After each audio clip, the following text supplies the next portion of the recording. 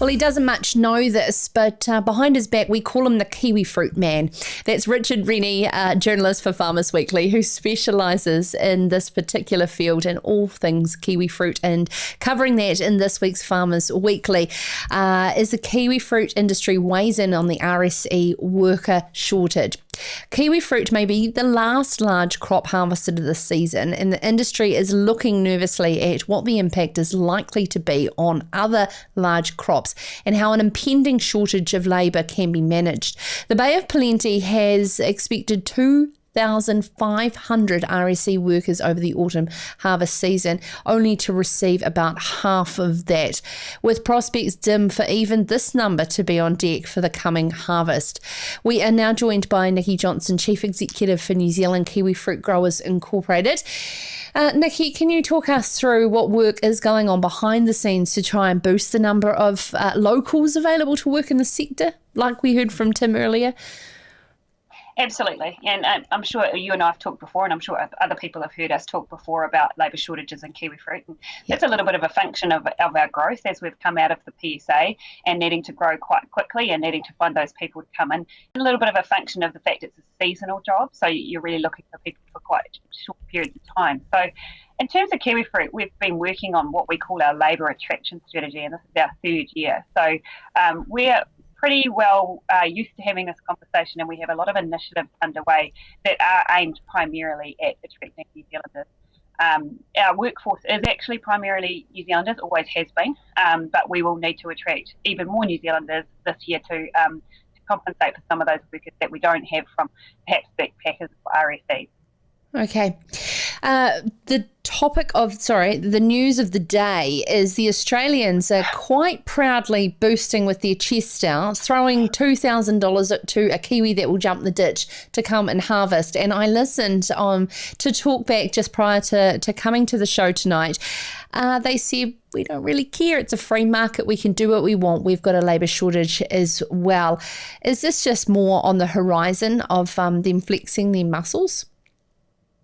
I don't really think it's a competition, to be honest. I don't think $2,000 is really going to cut it to go to the land of snakes and spiders and work outside in probably searing hot conditions when you can come to the Bay of Plenty and work under the vines where there's nothing that's going to bite you, and you're going to be close to your family and you can continue to contribute to your life. $2,000 isn't going to cut it. Equally, we're also working with our Ministry for Social Development here in New Zealand about exactly the same thing for New Zealanders and how we can help New Zealanders that are looking for work to relocate for the short period of time that we need those workers. So I'd say watch the space. There's probably some better deals on the horizon. Yeah, well, they were also skiting about their pay rate as well.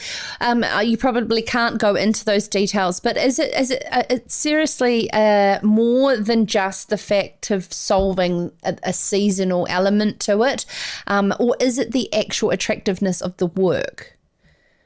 All sorts of things. It's a pretty complex conversation to be having, actually, and something that the industry's been working on quite strongly, and there is definitely an opportunity for us to increase the number of permanent roles and the people that are moving into careers in the industry. It's a really fast growing industry, and so we can really pull people into the industry and give them long-term careers, and we've just got to be able to attract the right people to pick those up. So it's a conversation about how do we encourage people to come and give it a go, and then how do we provide them with long-term careers. But we will always need a number of people to come in for those seasonal peaks. So you've got to work on both of those things at the same time. Pay rates are important for people, particularly at the moment, but there are a whole lot of other things that are important for people as well. And actually, our pay rate survey from the season we've just completed, it was pretty positive. The average rate's well above living wage. So I think we're managing to address some of those perception issues on multiple levels. Is there a way that you can pair up with the likes of Tim Cadogan in the Central Otago district, orchardists down there, whereby the season becomes extended from the movement of fruit throughout the regions?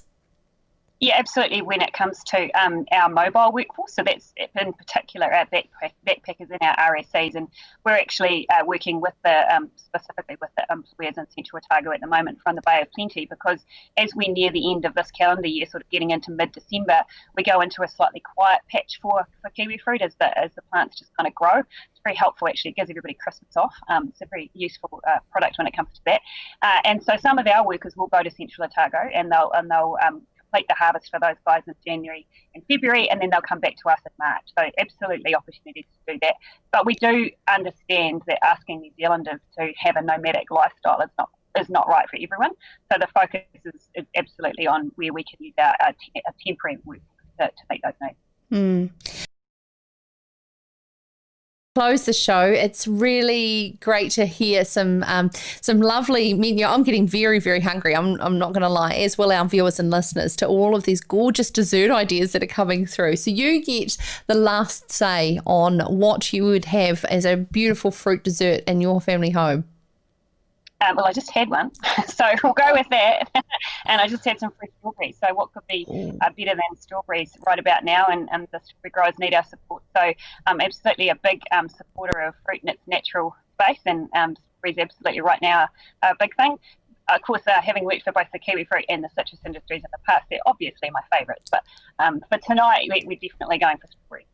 Oh, fantastic. Thank you so much, Nikki Johnson, the CEO of the New Zealand Kiwi Fruit Growers and Incorporated there, talking to us around, the labour shortages. But they've certainly got a fantastic strategy, and it has been a conversation, as Nikki said, that we have had, and it's sounding like a little bit on repeat. But every time I catch up with Nikki, they are progressing very aggressively and fast on this labour strategy, and good on them. This is Sarah's Country.